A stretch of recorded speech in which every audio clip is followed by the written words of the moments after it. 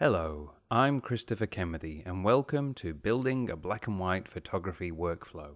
Black and white photography is a wonderful art form, and I believe you'll enjoy working with this incredible style of photography.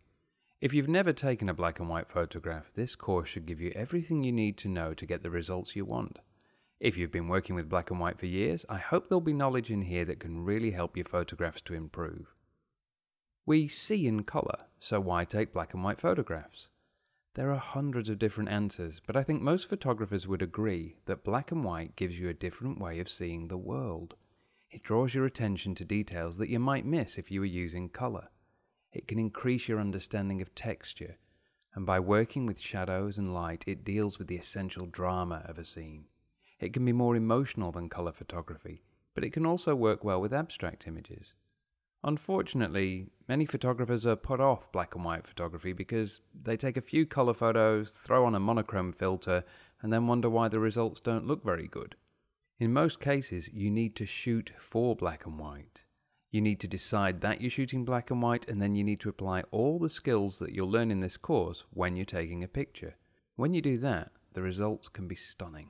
Whatever has attracted you to black and white photography, you should watch a few lessons and then get shooting.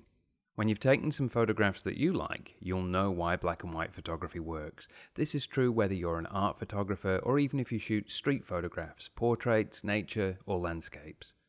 Black and white photography will push your skills to the limit. You need a strong grasp of composition, as well as some technical aspects such as exposure.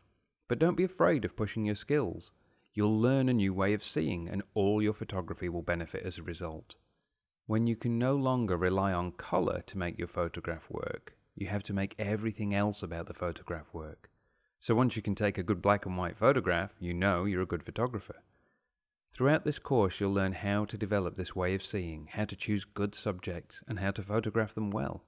Black and white photography is a workflow. It begins with choosing suitable subjects and shooting them with black and white in mind, but the way you process your photographs is just as important as the images you take.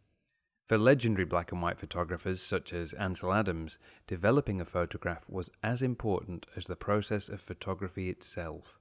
If you apply the same level of dedication to your Photoshop work, you'll create the best images possible. Converting an image to black and white is not just a case of putting on a monochrome filter. The controls you find in Photoshop give you access to detail, texture, and tone, and this can be one of the most satisfying parts of the process. No amount of Photoshop work will rescue a bad photograph, but if you've got a good shot, you'll learn how to make it great. If you're not a Photoshop expert, you'll learn the exact steps you need to bring out the best in your images. This course will show you how to develop the black and white workflow, from setting up your camera to taking the pictures and processing them in the best possible way. If you love photography, I'm certain you'll enjoy the challenge of black and white photography. And by the end of this course, you'll understand the workflow required to choose good subjects, photograph them well, and process them perfectly.